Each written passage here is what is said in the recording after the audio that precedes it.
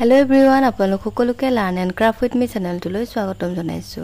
এই ভিডিঅ'ত আমি আলোচনা কৰিব ওলাইছো ক্লাছ 7 ৰ মেথছৰ চেপ্টাৰ নম্বৰ 5। ইয়াৰ নাম আছিল লাইনস এণ্ড এংগল অৰ্থাৎ ৰেখা আৰু সমীকৰণ। ঠিক আছে? তো যোৱা ক্লাছত আমি 5.2 ৰ কোৱেশ্চন নম্বৰ 1 টো ডিসকাস কৰিছিলো। তো এই ভিডিঅ'ত আমি ষ্টাৰ্ট কৰিম কোৱেশ্চন নম্বৰ 2 পৰা। গতিকে বলা পলম নকৰি ভিডিঅ'টোলৈ আগবাঢ়ো। ইয়াতে সোয়া কোৱেশ্চন নম্বৰ 2 দিছে যে তলৰ চিত্ৰবোৰত L আৰু M দুডাল ৰেখা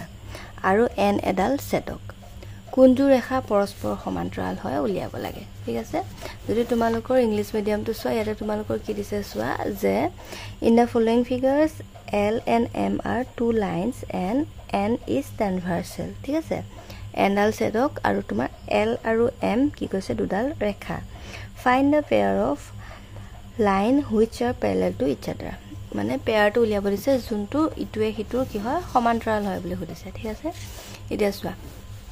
আমি কোৱেশ্চন নম্বৰ 8 টো চাই লওঁ। ইয়াতে তোমালোকৰ সোয়া L আৰু M দুডাল ৰেখা হল আৰু ইয়াতে N ডাল তোমাৰ কি হৈ আছে ছেদক হৈ আছে বুলি কৈছে। ঠিক আছে? এতিয়া সোয়া আমি শিকি আহিছিলো যে সমান্তৰাল ৰেখাত যদি আমি এনেকে এডাল ছেদক আকো তেতিয়া হলে আমি কি কওঁ এই কোণবিলাকক আমি কিছুমানক অনুৰূপ কোণ বুলি কওঁ কিছুমানক একান্তৰ কোণ বুলি কওঁ হয়নে তোমালোকে কোৱেশ্চন নম্বৰ 1 টো কৰোতে ভালদৰে বুজি পাইছিলা হয়নে কোনটো অনুৰূপ কোনটো একান্তৰ। ঠিক আছে? এতিয়া ইয়াৰ পৰা আমি চাম যে এই কোণটো আৰু এই কোণটো এই দুটা কোণক আমি কি বুলি কম মুখামুখিকে যেহেতু আছে গতিকে হিয়তক আমি কি বুলি কম বিপৰীত কোণ। ঠিক আছে? বিপৰীত কোণ অথবা বিপৰীত কোণ। ঠিক আছে? গতিকে এই কোণটোৰ মান কিমান হৈ যাব 57 ডিগ্ৰী। ঠিক আছে? এতিয়া আমি যদি মন কৰো যে দুডাল ৰেখাক এডালে কাটিছে এডাল ছেদক হয়নে এই ৰেখা দুডাল সমান্তৰাল বুলি দিয়া নাই কিন্তু আমাক এই ৰেখাডাল ছেদক বুলি কৈছে। গতিকে আমি জানো যে এডাল ছেদকৰ একেফালে থকা অনুৰূপ সংখ্যাবিলাকক প্লাস কৰিলে বা যোগ কৰিলে আমি কিমান পাওঁ 180 ডিগ্ৰী। এই কথা তোমালোকে যোৱা ক্লাছত শিকিছিলা যে মানে একেফালে থকা অনুৰূপ কোণবিলাকক প্লাস কৰি পেলাই আমি কিমান পাওঁ 180 ডিগ্ৰী পাওঁ। গতিকে আমি কি কৰিম এই দুটা প্লাস কৰি দিম। বুজি পাইছানে? তাৰ পৰা যদি একে একে ওলাই দুইটা কোণ তেতিয়া হলে আমি গম পাম যে ইহতে কি হয় সমান্তৰাল ৰেখা। ঠিক আছে? এতিয়া সোয়া আমি কি কৰিব লাগিব এই দুটা প্লাস কৰিব লাগিব। হল এটা প্লাস কৰিলে যদি আমাৰ 180 ডিগ্ৰী হয় তেনেহলে আমাৰ এই ৰেখা দুডালক আমি কি বুলি কওঁ সমান্তৰাল বুলি ক'ব পাৰো। ঠিক আছে? এতিয়া সোয়া ইয়াতে 123 plus 57। ঠিক আছে? দুইটা প্লাস কৰি দিয়া কিমান ওলাব 7 3 10 0 উকলিব 1 5 2 1 7 7 1 8 180 ওলাই গলে হিসা তাৰ মানে এডাল কি হ'ব আমাৰ সমান্তৰাল হয়। বুজি পালানে? নেক্সট তো সোয়া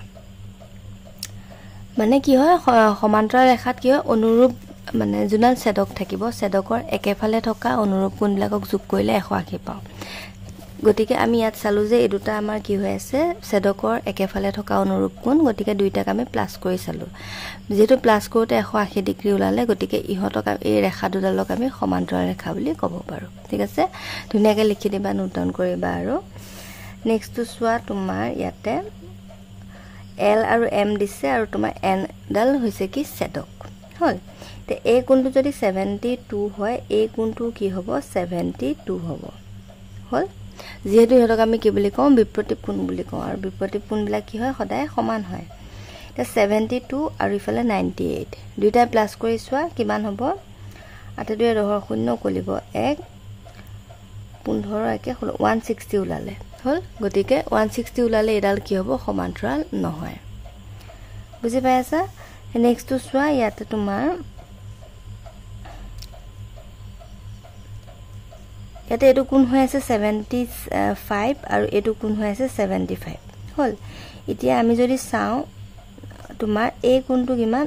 বিপৰীত কোণ এই দুটা গতিকে এই কোণটোৰ মান কিমান হ'ব 75 হ'ব। বুজি পালানে? এই দুডাল যেহেতু কটাকটি কৰিছে আৰু এটো হৈছে ছেদবিন্দু তাৰ পৰা বিপৰীত কোণৰ মান একে গতিকে এই কোণটো আমি কিমান পালো 75 পালো 75 হল। তে এই ৰেখাডালত তোমাৰ ছেদকডাল হৈছে N আৰু ছেদকৰ একেফালে থকা অনুৰূপ কোণ কিটা হৈছে এটো কোণ আৰু এটো কোণ হল। এই দুটা কোণ প্লাস কৰি দিয়া যদি 180 ওলায় তেনেহলে ৰেখাডাল আমাৰ সমান্তৰাল হ'ব দুইটা ৰেখা হল। তেছো 75 প্লাস 75 কইলে কিমান হ'ব 5 5 10 শূন্য কলিব 1 7 2 14 1 15 150 হে ওলালে হয়নে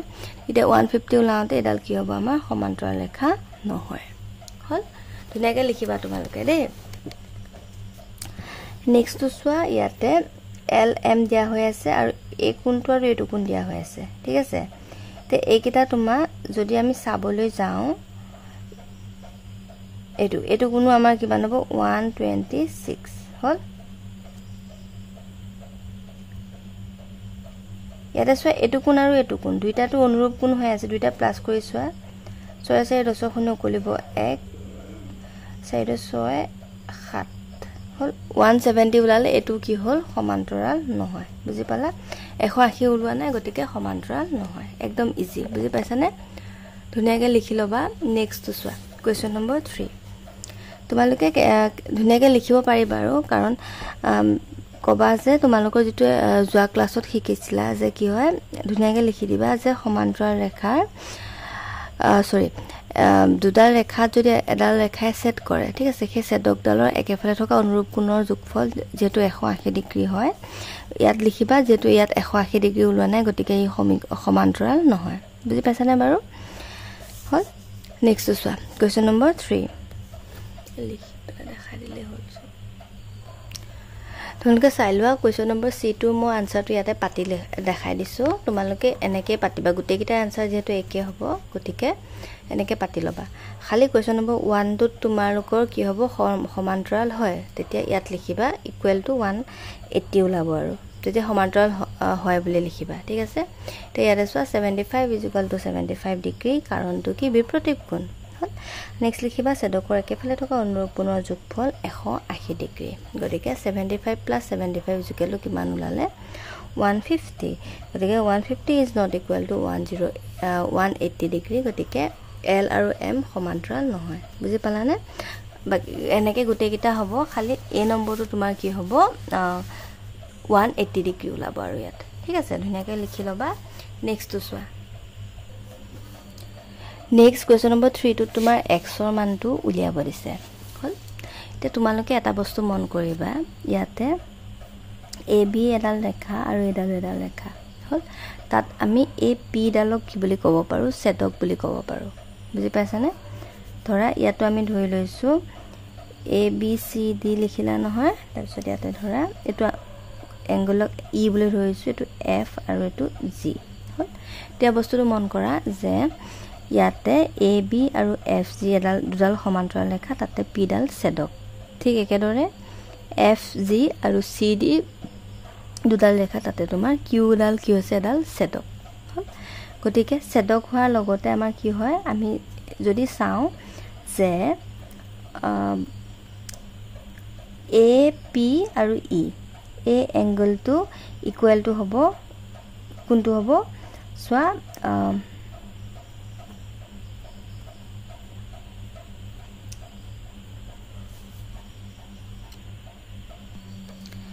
মানে কি হয় সোৱা যে এই এংগলটো আৰু এই এংগলটো হল সোৱা বস্তুটো এনেকে বুজি লোৱা ধৰা এডাল আৰু এডাল ৰেখা ইয়াতে তোমাৰ এই এংগলটো দিয়া হৈছে এটো এংগল আৰু এটো এংগল দিয়া হৈছে বুজি পাইছানে এই দুটা এংগলক আমি কি বুলি কওঁ সেদকৰ একেফালে থকা অন্তঃকোণ গতিকে এই দুটা কোণ যোগ কৰিলে আমি কিমান পাওঁ 180 ডিগ্ৰী পাওঁ গতিকে এই বস্তুটো তোমালোকে ইয়াত মিলাই সোৱা এইখিনিলৈকে আছে বুলি ধৰা এই বস্তুটো নাই বুলি ধৰি লোৱা হল গতিকে এই কোণটো যদি 45 হয় আৰু এই কোণটো কিমান হয় আমি উলিয়াব পাৰিম কেনেকৈ উলিয়াব পাৰিম কাৰণ এই দুটা যোগ কৰিলে আমি কিমান পাওঁ 180 ডিগ্ৰী পাওঁ গতিকে এতিয়া ইয়াতে আমি লিখিব লাগিব ইয়াত এটা লিখিবা এংগল APE হল মানে 45 ডিগ্ৰী তো আৰু এই কোণটো দেখিছা এই কোণটোৰ নাম আছে কি PEF প্লাস PEF ইজুকেলো সদায় কিমান ওলাব লাগিব 180 ডিগ্ৰী তাৰ কাৰণটো লিখিবা যেটো এনেকৈ লিখিবা আৰু যিহেতু সেদকৰ একেফালে থকা অনুৰূপ কোণৰ সমষ্টি কিমান 180 ডিগ্ৰী হল সেইকাৰণে আমি এই দুটা ইকুৱেল টু 180 ডিগ্ৰী বুলি লিখিছো হল ইয়াতে মান পাতিবা এটো তোমালোকে এনেকে লিখিবা আৰু ঠিক আছে এটা APE is equal to কিমান হ'ব 45 ডিগ্ৰী প্লাস PEF ৰ মানটো নাজানো গতিকে লিখা PEF হল is equal to 180 ডিগ্ৰী হল ইয়াৰ পৰা PEF ৰ মানটো উলিয়াই দিয়া PEF is equal to এটো প্লাস হৈ আছে সমান চিহ্ন ইফালে গলে কি হৈ যাব মাইনাস হৈ যাব হল কিমান পালা চোৱা angle PEF is equal to 180 degree minus 45 is equal to কিমান হ'ব 135 degree হল এখিলৈকে বুজি পালা ইয়াতো ঠিক একেদৰে তোমাৰ এডাল লেখা ঠিক আছে তাতে কিউ ডাল তোমাৰ কি হৈছে সেদক গতিকে সেদক হোৱাৰ লগতে অনুৰূপ কোণ বিলাক বিচাৰিলো এটো কোণ আৰু এটো কোণ দেখিছা সেদকৰ একেফালে থকা অনুৰূপ কোণ গতিকে দুইটা প্লাস কৰি পেলে আমি কিমান উলিয়াব পাৰো 180 ডিগ্ৰী উলিয়াব পাৰো হল ঠিক একেদৰে লিখা এটো আমি লিখিবা EQC হনে ইকুৱেল টু তোমাৰ কিমান দিয়া হৈছে 30 ডিগ্ৰী গতিকে লিখা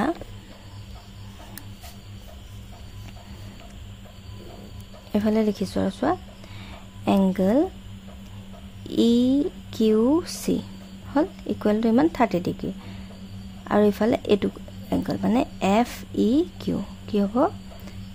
FEQ is equal to কিমান 180 ডিগ্ৰী হল সো EQC মানে কিমান 30 ডিগ্ৰী গতিকে লিখা 30 ডিগ্ৰী FEQ মানটো আমি নাজানো গতিকে আমি FEQ বুলি লিখো is equal to 180 degree 32 plus হৈ আছে সমান চিহ্ন ইফালে লৈ যোৱা কি হৈ যাব মাইনাস হৈ যাব হয়নে গতিকে লিখিবা 180 ডিগ্ৰী মাইনাস 30 ডিগ্ৰী হল কিমান ওলাব 180 ডিগ্ৰী মাইনাস 30 150 ডিগ্ৰী হল এতিয়া চোৱা আমি A কোণটো পালো মানে FEQ কোণটো পালো A কোণটো পালো আকৌ FEP মানে A কোণটো পালো হল আৰু গোটেই কোণটোকে কি বুলি কৈছে X বুলি কৈছে হল গতিকে লিখিবা এতেকে angle X equal to হ'ব FEQ লিখা FEQ plus angle FPA বুজি পালা দুইটা প্লাস কৰি দিলে মানে গোটে x মানটো ওলাই যাব এতিয়া চোৱা FEQ মানে হৈ গল 150 ডিগ্ৰী আৰু এতে PEF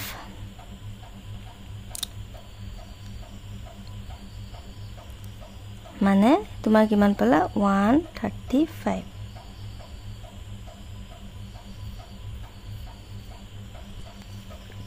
ইয়াতে সো এটো FPA হ'ব না লাগিছে ইয়াতে হ'ব লাগিছিল কি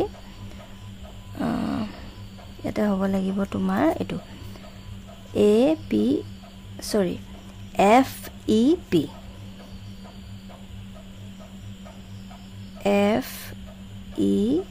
বা PEF হল is equal to 135 দুইটা প্লাস কৰি দিয়া কিমান হ'ব 285 ডিগ্ৰী কিমান হ'ল 285 ডিগ্ৰী বুজি পালা এটো হৈ গল ইয়াৰ আনসাৰ একদম ইজি কি কৰিলো আমি প্ৰথমতে তোমাৰ এই কোণৰ মান উলিয়ালো নেক্সট এটো কোণৰ মান উলিয়ালো তাৰছত দুইটা প্লাস কৰি দিলো আমাৰ x ৰ মান ওলাই গল ঠিক আছে নেক্সট চোৱা নেক্সট কোৱেশ্চন নম্বৰ 4 টু চাই লোৱা ইয়াতে দিছে যে চিত্ৰ দিছে যে L সমান্তৰাল M T ছেদক x ৰ মান নিৰ্ণয় কৰা একদম ইজি একিটা ইয়াত আমাৰ দিয়া হৈ আছে সমান্তৰাল বুলি ঠিক আছে তো x ৰ মানটো উলিয়াব লাগে এতিয়া চোৱা ইয়াতে দিছে 120 আৰু এটো x ৰ মান উলিয়াব দিছে এতিয়া যদি আমি চাও এই দুডাল সমান্তৰাল ৰেখাৰ T ডাল ছেদক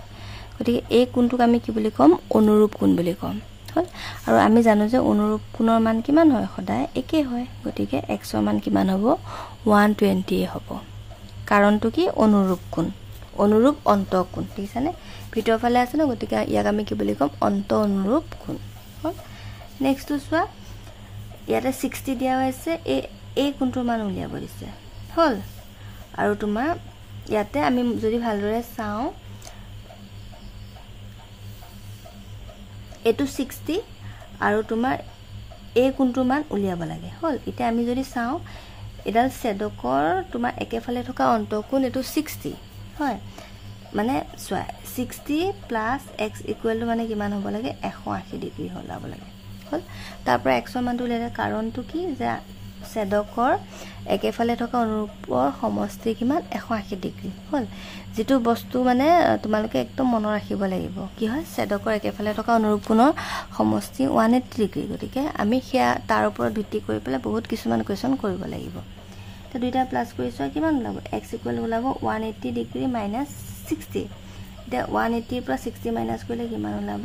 1800 কলে কিলো মানে 120 বুজি পাৰা না x ৰ মানটো কিমান ওলাব 120 ডিগ্ৰী হল হল b number 120 degree next c নম্বৰটো চোৱা c নম্বৰটো একেবাৰে ইজি এটো কোণ যদি 60 হয় এই কোণটো কিমান হদিছে l আৰু m সমান্তৰাল ৰেখা t ছেদক হল এইকিটা কোণক আমি কি বুলি কওঁ একান্তৰ কোণ বুলি কওঁ হয়নে আমি যোৱা ক্লাছত ধুনিয়াকে বুজিছিলো গতিকে ইয়াৰ মানটো কিমান হ'ব 60 ডিগ্ৰী হ'ব কিয় 60 ডিগ্ৰী হ'ব কাৰণ একান্তৰ কোণৰ মানবিলাক কি হয় একে হয় বুজি পাইছানে অনুৰূপ কোণ হক একান্তৰ কোণ হয় সমান্তৰাল ৰেখাত কি হয় সদায় একে হয় দুডাল সমান্তৰাল ৰেখাক যদি এডাল ছেদকে ছেদ কৰে তেতিয়া হলে উৎপন্ন হোৱা অনুৰূপ কোণ একান্তৰ কোণবিলাক সদায় সমান হয় তে অনুৰূপ কোণবিলাক একান্তৰ কোণবিলাক আমি যোৱা ক্লাছত শিকিছিলো যদি তোমালোকে হেতু ভিডিও চোৱা নাই চাই লবা তো